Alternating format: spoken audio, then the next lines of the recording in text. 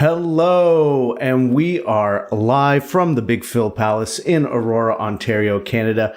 I am your host for the UFC 275 post-show, Phil Chertok, joined as becoming more regular every month, the one, the only, Mr. 416 himself, Eric Marcotte. Eric, how are you doing on this Saturday evening? I am doing fantastic. Yourself? I'm doing pretty good. I was exhausted all day, but I had a nap, so I've got a lot of energy. And we had an amazing night of fights tonight. So a lot of excitement in the air, a lot of great things to talk about. And we have one of, fight of the year contender and even maybe a knockout of the year contender to talk about as well. Going into UFC 275, what was your impressions of this card? I think I was reasonably high on this card. Definitely carried by the excitement of the rematch between Jedrzejczyk and Zhang Weili, as well as the main event between Glover Teixeira and Jiri Prochazka, which was just guaranteed insanity on paper. And we'll get into it, but they both lived up to the hype. How about you? I mean, I was a bit lukewarm on it. Not for any particular reason other than just so many things have been going on lately. There was a lot of great boxing recently, and just in terms of marquee names, it didn't strike me as the most thrilling of matchups. But of course, the Joanna Weili rematch is pretty much going to be guaranteed fireworks, considering the way that the first one went. So I was excited to see that, but disappointed that it ended up being a 3-rounder. That didn't really matter in the end. But nonetheless, it turned out to be a great night of fights. So happy to cover it, excited to talk about it. So why don't we get into it? So this card came to us from the sold out Singapore Indoor Stadium in Singapore.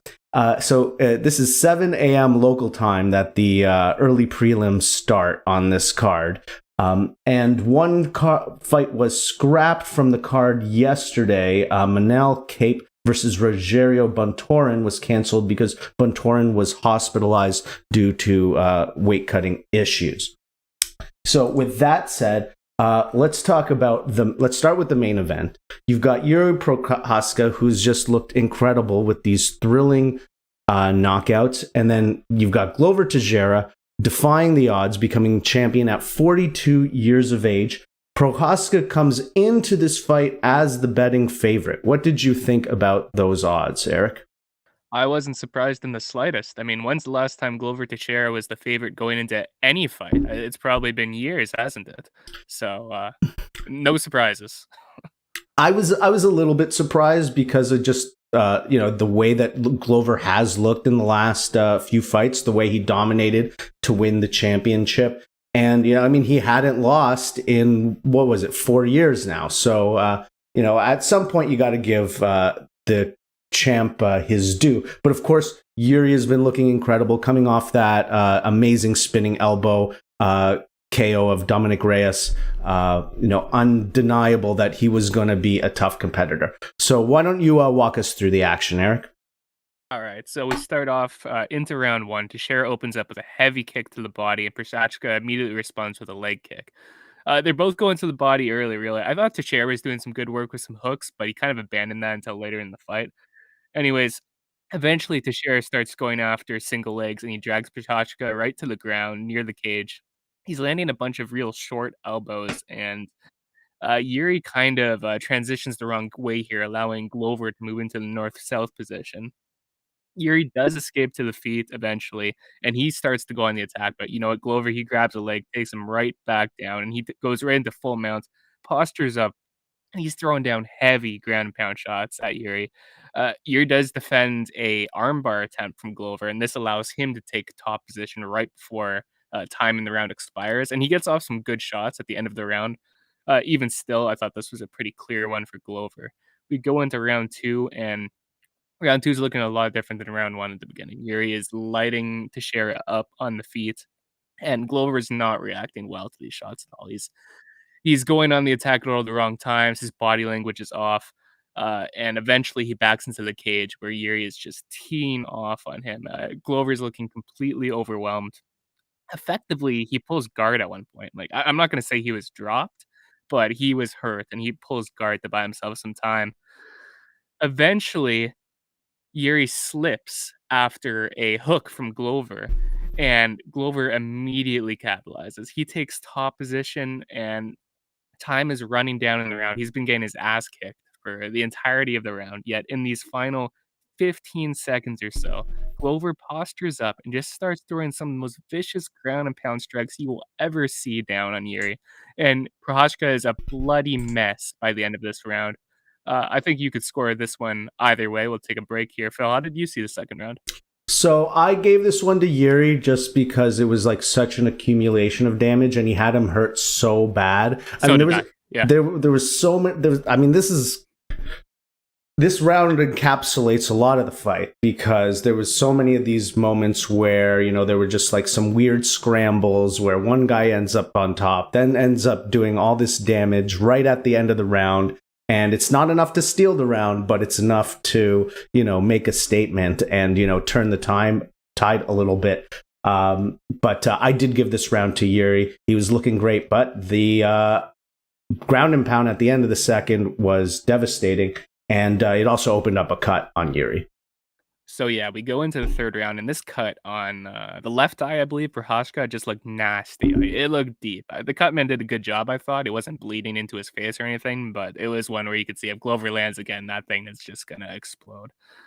Regardless, he starts off the third round real strong. He defends a number of takedowns from Glover, and he starts picking him apart on the feet. He's killing him with elbows and body shots against the cage, and Teixeira eventually goes down, just beat up and absolutely exhausted. Prochazka follows him down, and he lands a bunch of ground and pound shots of his own. Glover's a bloody mess at this point too, and he goes for an ill-advised arm triangle, which Glover escapes and actually allows Glover to get into top position once again before the round ends. Glover did land a couple shots before the end of this round, but not to the same effect at the end of the second. And I thought this was a real clear round for Prochazka, who just put a beating on Glover throughout these 5 minutes.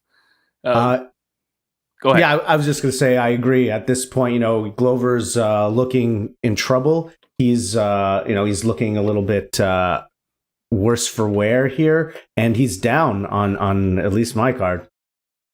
Yeah, mine as well. I had it 29-28 for Jiri Prochazka going into the fourth round. So we go into round 4, and Teixeira goes on the attack early. He's able to get Prochazka to the ground after landing a solid combination, and he quickly works his way into mount where he starts going for an arm triangle. Prochazka was in trouble, but Glover's positioning was just a bit off, and that allowed Jiri to capitalize. He takes top position. He doesn't keep it for long, though, because this is a crazy fight, and crazy things are going to happen here, okay? Glover works his way to the back of Jiri, and he can't quite secure the rear naked choke. So Prochazka takes top position just as time's about to expire. I thought this was a close round, but Glover had the better positioning, landed the more damaging strikes on the feet. I gave this one to him, and we are going into round 5, and it feels like it's anybody's fight. Round 5 begin. Oh, go ahead. I mean, I was going to say, it does feel like it's anybody's fight, but it seems like Glover has a little bit of an advantage. He sort of has a second wind, whereas Jiri, you really started to see him slow down. And this is where, and a little bit in that round was where you start to see Glover land his boxing strikes. And yeah, we'll get into that, especially at the beginning of the 5th round. So the fighters start off the 5th by touching gloves and hugging. Very nice moment. But it doesn't take long for the violence to pick back up, because at this point in the fight, Glover Teixeira is destroying Jiri Prochazka on the feet. Jiri is gassed, and Glover just looks like he has a bit more left in the tank. Don't get me wrong. Glover is exhausted by this point in the fight too. But he's been here before. Jiri hasn't, and he was landing damaging shots. He eventually lands this right hand, and Jiri looks like he's practically out on his feet. But instead of just knocking him out, Glover goes for the guillotine, and they're both sweaty, bloody messes at this point, so Glover just slips right off of him, and the fight goes to the ground. gives Prochazka a bit of time to recover. And as the fight goes back on the feet, it's still all Glover. Glover is beating him up and rocking him every time he tags him. But eventually Glover brings him back to the ground, his comfort zone. Big mistake. So things are looking good for Glover. It looks like if he's not going to get the finish, he's surely going to be able to ride out this top control until the fight's over, and he will be declared the winner either way. Glover Teixeira is going to win this fight with 2 minutes remaining. He's in top mount. You think it's over. Well, it didn't quite work out as that, because as Glover's looking for the neck of Prochazka slips out and he takes the back of Glover Teixeira with less than a minute remaining. And he doesn't even have the hooks in, but he puts his right arm under the neck of Glover Teixeira and he locks in a rear naked choke. And with less than 30 seconds remaining in this fight, Glover Teixeira is forced to submit. So your winner by rear naked choke at 4 minutes and 32 seconds at the fifth and final round, and your new UFC light heavyweight champion, Jiri Prochazka. This is one of the craziest fights ever. What are your thoughts, Phil? Absolutely. So I had thinking the same thing. I'm like, Glover he's come back. He was down in this fight. He's gritted out. He's managed to win enough of these scrambles to get it done. But somehow Jiri escapes, gets that submission, no quit in him, always looking for the finish. And I agree, this is one of the wildest fights I can recall. It had everything that mixed martial arts has to offer. There was great kicks, flying knees, incredible strikes from both men at different points. As you said, Glover was hurt so many times on the feet. And then towards the end of the fight, the body shot work and combos that he was throwing against the cage, it really did look like Jiri was done. And a couple of really poor mistakes from Glover is what cost him. He went for that guillotine, which was just a horrible decision. It allowed Jiri to recover and end up on top. And then, towards the end of the fight, just the way he, a couple of mistakes in the scrambling led him to giving up the back and that submission. So a very tough loss to see for Glover, who was so close to executing an incredible comeback. But an amazing fight, an amazing win for Jiri, one of the most exciting fighters in the UFC, no doubt. I don't know much what else to say other than if you didn't see it, you should go watch it. You should make a point to go see this on a night filled with great fights. This was the best one, and definite fight of the year contender, and we know who's going to win fight of the night. And after the bout, John Anik on commentary confirmed that 2 of the 3 scorecards were in favor of Teixeira heading into the 5th round. So really? Even heading into the 5th? It was looking regardless good of the 5th round's result, Glover Teixeira was 31 seconds away from retaining his title. So definitely a tough loss, but at the same time, you have to look at Glover Teixeira. This guy's 42 years old and was just in one of the greatest title fights in the history of the division against a guy way younger than him. And it went the distance and he nearly won. So a remarkable performance. And, after the bout, when he's interviewed and he says, you know what, I'm going to keep on fighting, the crowd fucking exploded. Huge ovation for this man, and a well-deserved one. Absolutely. Do you run it back? It was such a good fight. It was so close. Does it make sense to run it back, especially considering the lack of options in the light heavyweight glamour division of the UFC? Glamour division. Maybe not the glamour division. That's what Daniel Cormier called it. Yeah, I don't know about all that. Maybe DC's feeling a bit nostalgic for his own time as champion. Hey, regardless, this was the best fight that's taken place in this division in years. So I'm not going to shit all over light heavyweight today. And if they run this back, I won't be mad at all. I don't think anyone would be mad. You do have other options if you want. You can go Jan Blachowicz, who's coming off a win. You can go Magomedov, or Magomed Ankalaev, that is. I think that one's less likely. I wouldn't be surprised if it's Jiri Prochazka versus Jan Blachowicz next, though. Yeah, I can understand them, wanting to move on and maybe giving Glover another fight to hopefully set up a rematch later. You did an excellent job with the recap on one of the most difficult to recap. I mean, I'm just like scrambling with my notes, and half of them I think are in the wrong rounds. It's just like it's. My notes are all over the place too. Listen, if you're just listening to us, if you're a casual MMA fan who decides to skip this, go out of your way to see this fight, because if this isn't the fight of the year, then we have a treat in store for us later on. All right. So now moving on the card, we had another title fight as women's flyweight champion Valentina Shevchenko defended against Talia Santos. Valentina Shevchenko coming in as the minus 650, huge favorite per usual. No one giving Santos much of a shot per usual. We always expect Bullet to dominate, and she does typically. But we got something that we weren't expecting in this one, didn't we, Eric? Yeah, I mean, we might as well jump right into it. So we start off first round. Shevchenko wraps up Santos against the cage early, looking for a takedown. She wasn't terribly active from the position, and she ultimately gives up her back while trying to trip Santos to the ground. And from here, Santos starts searching for a rear naked choke.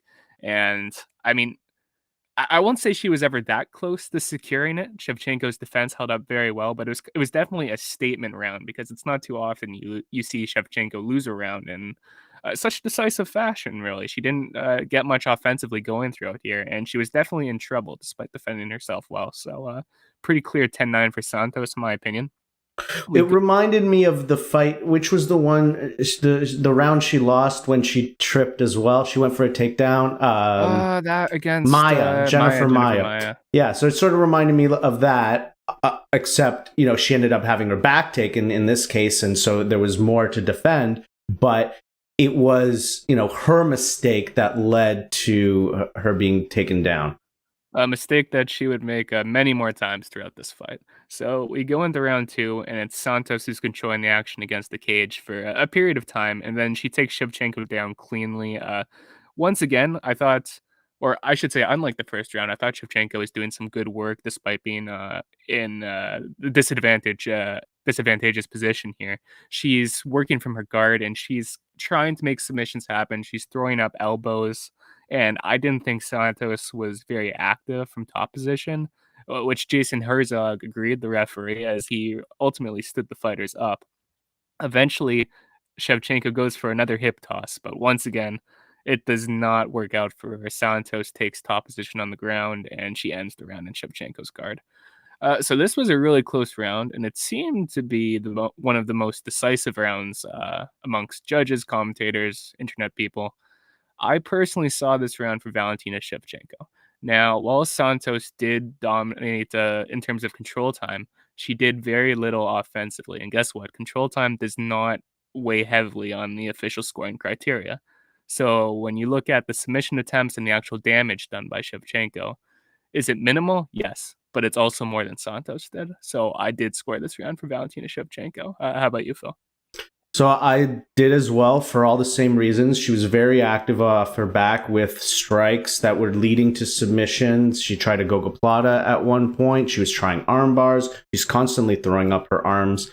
And Santos is not even throwing any strikes, really. And just the fact that Valentina was able to neutralize her and force the stand-up, I thought was a clear indication that she was the one who actually controlled the position, despite being on her back. So I did give that one to Shevchenko as well. We jump into round three, and Shevchenko is finding her range a bit more on the feet early in the round. Eventually opts to take Santos down, but Santos just pops right back to her feet and quickly secures the takedown of her own. Much like the first round, Santos is able to take the back of Shevchenko here, and she pretty much spends the rest of the round looking for rear naked chokes.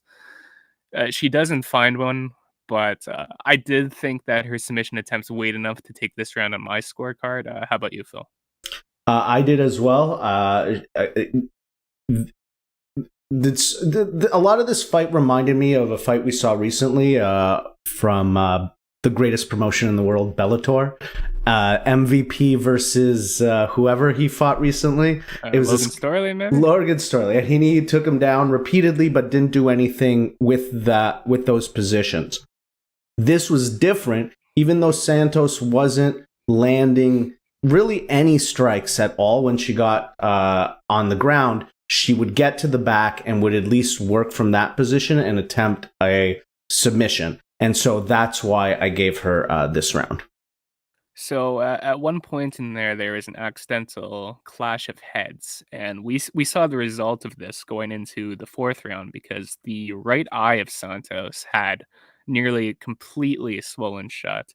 And as we get into the fourth round, Shevchenko is taking full advantage of that. She is really controlling the action on the feet, not doing anything particularly damaging, but it's Santos isn't really getting much off in response. As we get like even to the halfway point in this round, this is when I, as the viewer, start getting concerned, thinking this fight might very well be stopped at some point because, to me at least, it looked like Santos's right eye had nearly completely swollen shut. Well, it was not stopped. We did get to see the remainder of this fight, but it was definitely a worry at that point. I scored this round for Shevchenko. I really didn't think Santos had enough going for her in any respect to take this round. I thought this one was fairly clear, despite a late takedown. Those don't score, okay? Commentary team, the UFC commentary team, if you're listening to this, those do not score. If you get a takedown in the final 10 seconds of a round, it does not matter, okay? Well, I mean, if it's a close round and I don't think that. So what I think they're implying there is not so much that the judging criteria requires that you count this as a worthy amount of points for the competitor. What I think they're saying is it just leaves an impression at the end of a round, and if the round is close, you don't want to leave that impression that you got taken down. It's the same thing as why you want to end up on top and you don't want to end up on bottom. If the round's close, the judges, they don't remember the first 2 minutes. They only see the last little bit. But anyway, it didn't really matter. It was a very clear round for Shevchenko. She was doing all sorts of damage to that. Everything was coming from the left side because of the eye.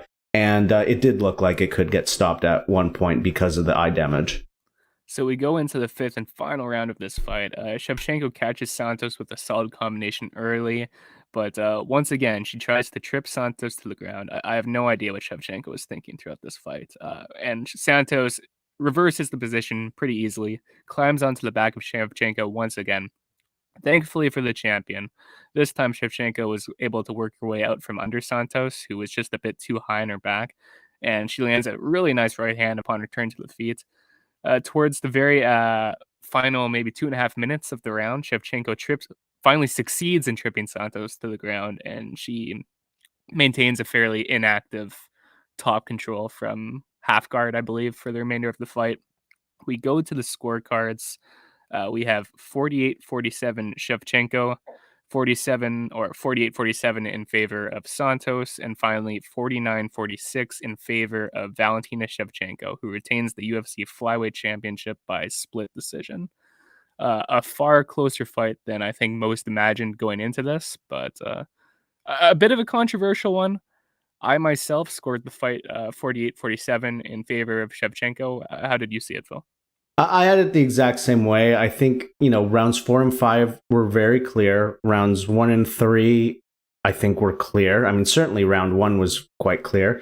And then round 2 was that debatable one. Like, how much do you value whatever it was that Santos did in that round? But I think in general, no one's really complaining about this result because, Santos really didn't go for it towards the end, right? Like she didn't really, she was not really playing defensive. I mean, she was in a tough position because her eye was compromised. Yeah, you have to feel for Santos given that her eye was swollen shut by an accidental illegal move. And from that point forward, she never really got anything going. But it is what it is, Yes.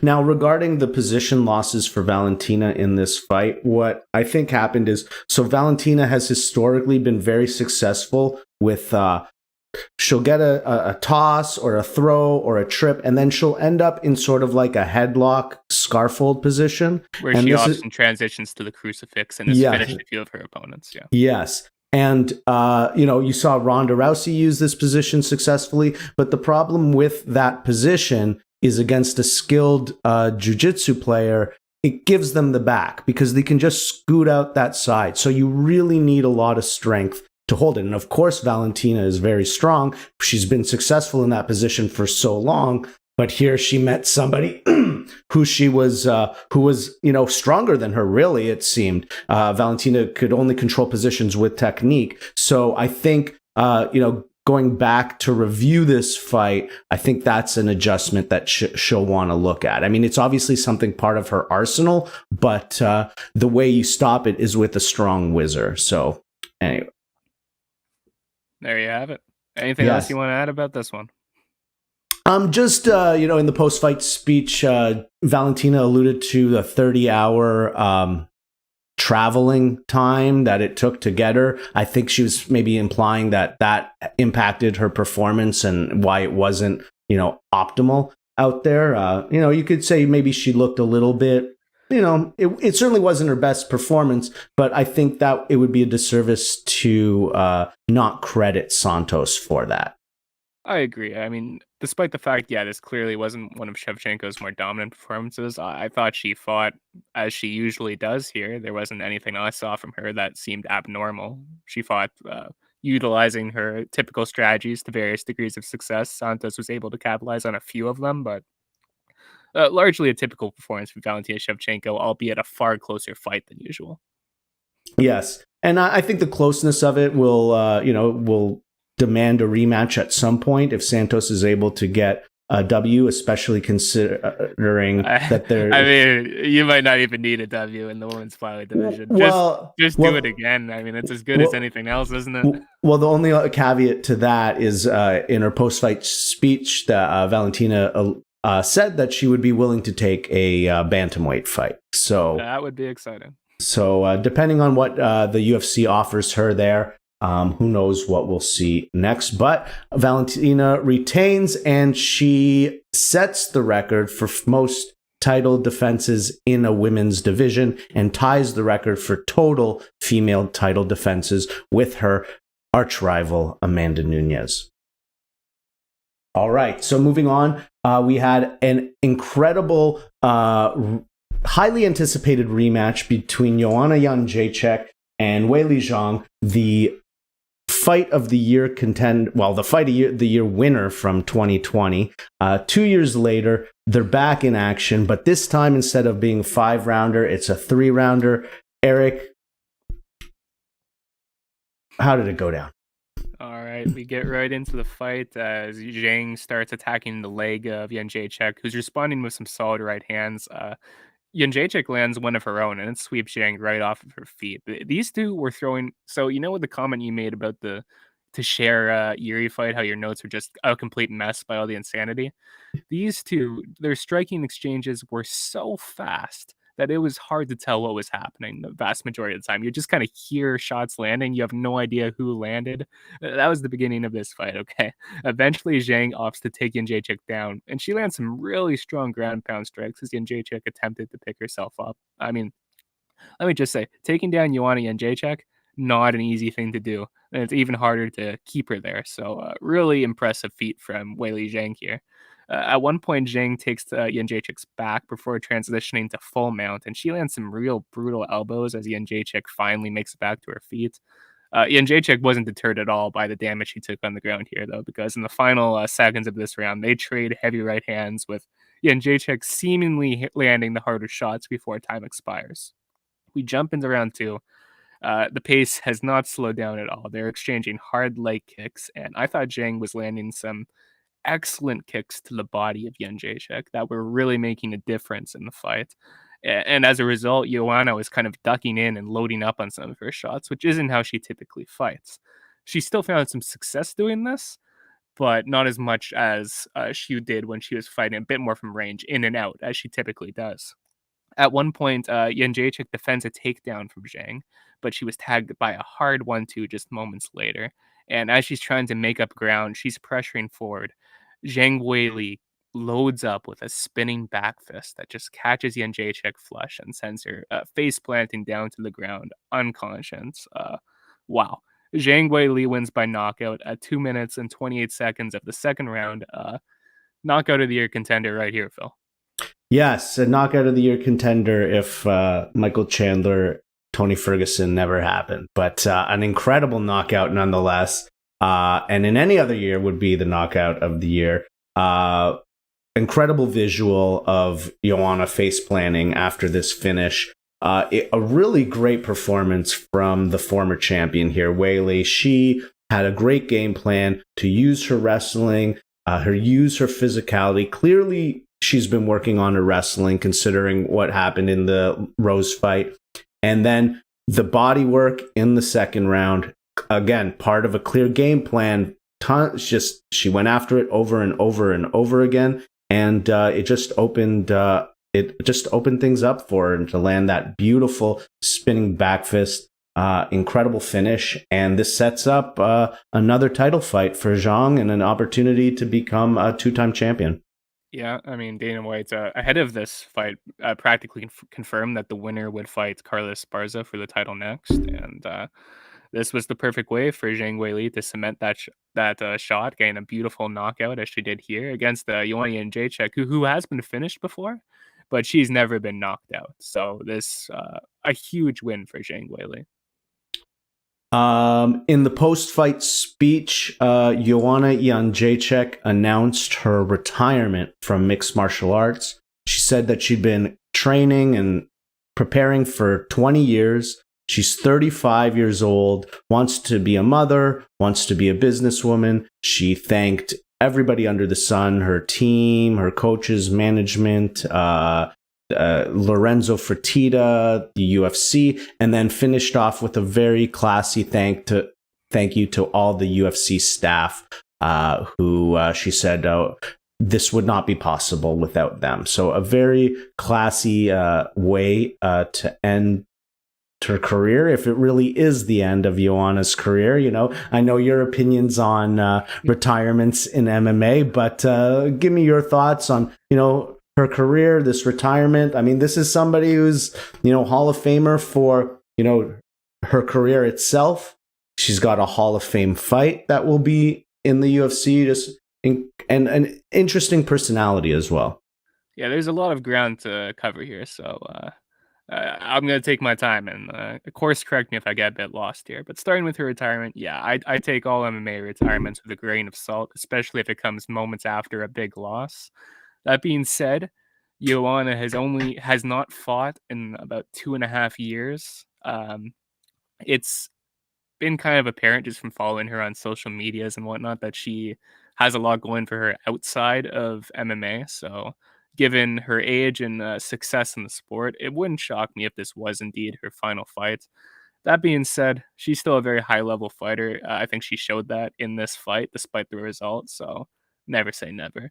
As far as her career goes, yeah, she's a layup for the UFC Hall of Fame. Uh, as strawweight champion, she defended her title 5 consecutive times. This strawweight is by far the strongest women's MMA division, so that is no small feat. Especially look at all the other champions of the division. Look at their title reigns. Rose defended her title once, right? Andrade didn't manage that. Zhang defended once. Rose defended once again. So that puts into perspective how dominant Joanna Jedrzejczyk was throughout her title reign. And she wasn't having competitive fights back then either. She was dominating her opponents, frankly, beating the shit out of them at the beginning. Watch her fight against like Carlos Esparza. It's one of the most one-sided beatdowns you'll ever see from a challenger against a champion. So she had a remarkable reign, and even after she was arguably past her prime a bit, she still showed that she could be a competitive fighter against the likes of Rose Namajunas in their rematch, Zhang Weili in their first fight, and even Valentina Shevchenko when Joanna was significantly undersized. She gave Valentina Shevchenko a competitive fight, which is something not many flyweights have managed. So a remarkable career, and yeah, like you said, she'll be a Hall of Famer twice over. Well said, Eric. All right. Now moving down the card, we had a welterweight contest between Jake Matthews and Andre Fialho. So we have early in the fight, Fialho is pressuring forward, and Matthews is landing some beautiful counters whenever Fialho closes the distance, as well as a number of leg kicks. And let me tell you, these leg kicks were quickly causing some visible damage on the lead leg of Fialho. Fialho is getting caught every time he closes the distance. And I think they bring up the strike count at one point, and they say like with 4 minutes into the round, Fialho's landed a grand total of 1 strike. It's not like he wasn't doing anything either. He was just unsuccessful in everything he did because Jake Matthews was that good in this fight. This was a very easy round for Matthews, although in the final seconds of the round, it kind of turned into a bit of a brawl, and they both landed some good ones. We go into round 2, and pretty quickly a left hand from Matthews rocks Fialho up badly. But he doesn't get reckless, doesn't get wild. He just continues to pick Fialho apart, landing huge shots that were repeatedly just buckling Fialho's legs. And eventually he loads up with a big right hand that sends Fialho down against the cage.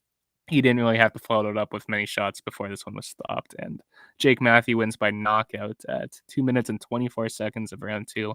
I'll go first, Phil. I thought this was the best Jake Matthews has ever looked. Oh, I think that goes without saying. I mean, he was incredibly evasive, just looked very good on his feet defensively. Then when he started to get his offense off, he had Fialho in all sorts of trouble. And Fialho, he was trying to work angles, trying to cut off the cage, but just Jake was too good. And even when Fialho did land some shots, they were nothing in comparison to what Matthews was able to put forward. Definitely his best performance, and kind of an eye-opening performance, because Fialho's no joke. He's got a loss to Michel Pereira, but it's he's a very skilled striker, so it's a statement-making win to do it in such dominant fashion. He was coming off a tough loss in his last one to Sean Brady, so this was a good way to rebound. And if memory serves correct, I think he's won 4 of his last 5 now, so yes, pretty solid run overall for Jake Matthews. Yes, and Sean Brady, one of the top guys in the division as well. So this puts Matthews right back in a place where I think people are going to want to see him against a ranked fighter.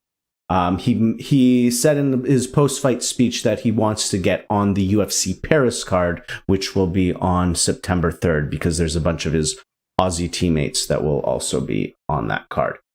Now, before we go to the next fight, at this point in the evening, the UFC announced that UFC 278 will be taking place on August 20th in Salt Lake City, Utah, and the main event, believe it or not, Kamaru Usman versus Leon Edwards for the UFC welterweight title. Finally booked. Will Leon Edwards get his long-deserved, long-awaited, long-eluded title shot? Will it happen, Eric? Will both men make it to UFC 278?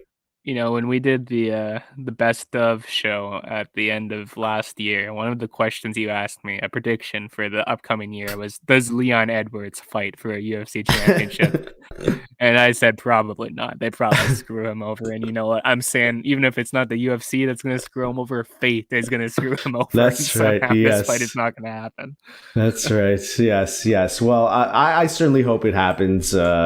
Leon Edwards definitely deserves it. He's been long overdue. So hopefully everybody makes it safe and sound to Salt Lake City on August 20th.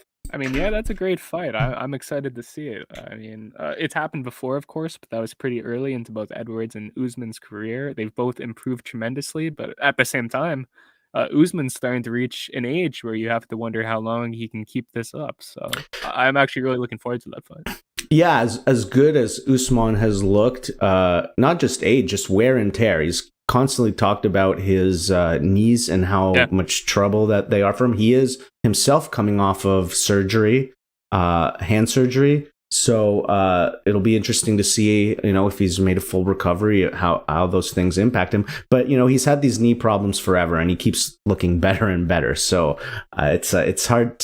Even though yes, he's getting up there in age. He's still at the top of the game. So I don't want to see him go away anytime soon. All right, and then starting the pay-per-view portion of the evening was a welterweight clash between Jack Della Maddalena versus Ramazan Amiv. So this one was a fairly short one. It doesn't take long for Amiv to shoot for a takedown, and as Della Maddalena attempts to roll out of it, Amiv takes his back, and he nearly catches him in an anaconda choke. Like, it looked tight at one point, but Della Maddalena is able to escape the submission, and he gets right back to his feet, where he instantly goes on the attack. He backs Amiv into the cage, and he's just unloading and eventually drops him with just a brutal body shot. From the second this one landed, Amiv was done. He just covers up on the ground, and Della Maddalena throws down right hands until the fight stopped. Doesn't take long. Jack Della Maddalena is your winner by TKO at 2 minutes and 32 seconds of round one. Impressive win. His first UFC outing was impressive, and this was a pretty similar fight. So definitely someone to keep an eye on, Phil. Yeah, and against a quality opponent, like not somebody who is easily defeated and pretty high level for this early in your UFC run. And Maddalena has a little bit of hype behind him too, from his only 2 losses in his career were his first 2 fights. He's won everything since. So I think there's going to be a lot of interest in what he does for his next fight. All right, so that wraps up the pay-per-view portion of the card. Maybe, Eric, you want to quickly run through some highlights of the preliminary fights? All right, let's see what I can even remember from this. We go through Joshua Kulabau. By the way, there's going to be a ton of butchering of names here, so don't hold it against me. Joshua Kulabau defeats Songwoo Choi by split decision, scores of 29-28, 29-28, and one dissenting scorecard, 29-28 in favor of Choi. This was a really entertaining fight. I mean, these guys were getting booed early, like a minute in, the crowd just showering these guys with booze, and it was ridiculous. And these fighters definitely made them feel stupid by the end of this because as the fight progressed, it got pretty wild. I believe I agreed with the judges that Kolobau got his. I know that's not how you say his name. I know you. Kulabau, yeah, it is. Kolobau. No, Kulabau. it's gonna bother me. Regardless, Okay. I did think he deserved to get his arm raised here. Pretty fun fight. Like this is one of those times where after the fight, the commentators are going, "Well, that's gonna be hard to top for Friday the night," and in the moment, you're like, "Yeah, I agree." We had no idea what was coming. That's right. Yeah. It was a very entertaining contest. I do think the judges got it right as well. I had it 29-28 for Kulabau. He just seemed to have sharper striking overall, and he was switching stances and very fluid in the way that he moved. Choi was able to land a takedown in the last round to sort of secure that, and he sort of tried to choke to finish the fight, but it wasn't enough because he was already down 2 rounds at that point. Before that on the card, we had Mahashate versus Steve Garcia. Mahashate wins by knockout a minute and 14 seconds into the first round. These guys just pretty much started trading right away, and it was Mahashate who landed the harder shots. I think he ends up catching him with a strong right hand as Garcia's pressuring forward. And from the back foot, he just knocks him out cold. So really impressive way to knock somebody out always whenever a guy's on the retreat and just kind of throws that right hand that catches him out cold like Stipe Miocic and Fabricio Verdum. Pretty big win for him. We go up the card. We had Brendan Allen and Jacob Malkoon. Brendan Allen wins by unanimous decision, 29-28 all. Malkoon, impressed with his wrestling ability. He had no trouble taking his opponent to the ground and keeping it there, but unfortunately, he didn't do anything after he got the fight to the ground. No strikes landed, really, no submission attempts, and that's what ultimately cost him on the scorecard here. And Brendan Allen got his arm raised. We go earlier in the night, Kyung Ho Kang versus Dana Baccarel.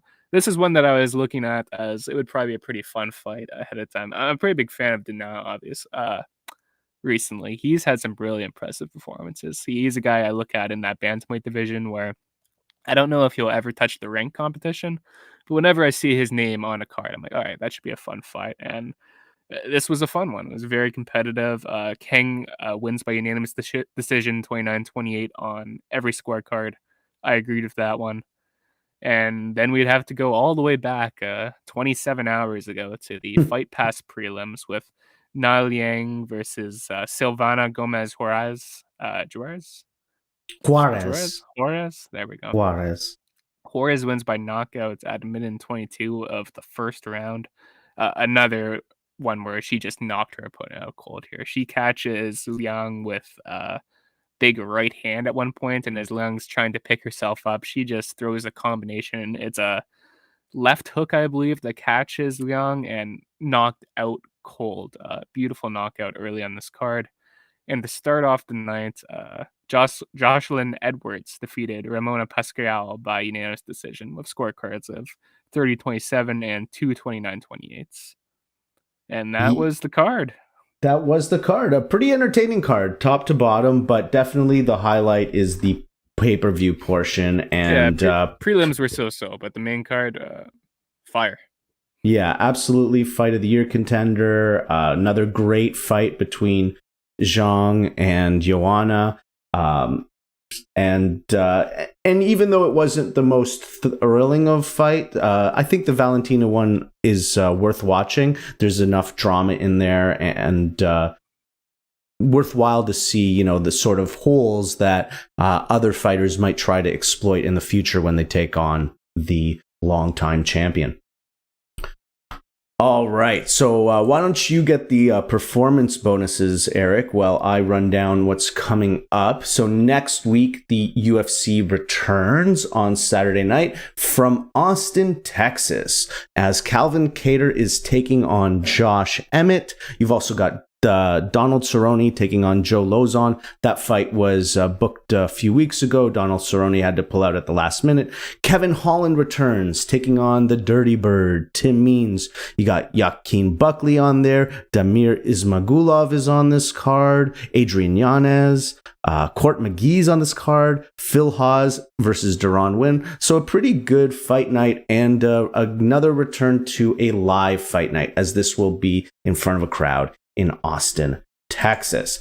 And then the next time that the post show returns, and Eric will be returning for this one as well, will be on July 2nd, 2022, which is the same day as Money in the Bank. Is that yes, that's what's happening. So both of those events are happening in Las Vegas at the same time, but tremendous, two great fights. You've got a middleweight contest between Israel Adesanya versus Jared Cannonier, and the third fight between Alexander Volkanovski versus Max Holloway.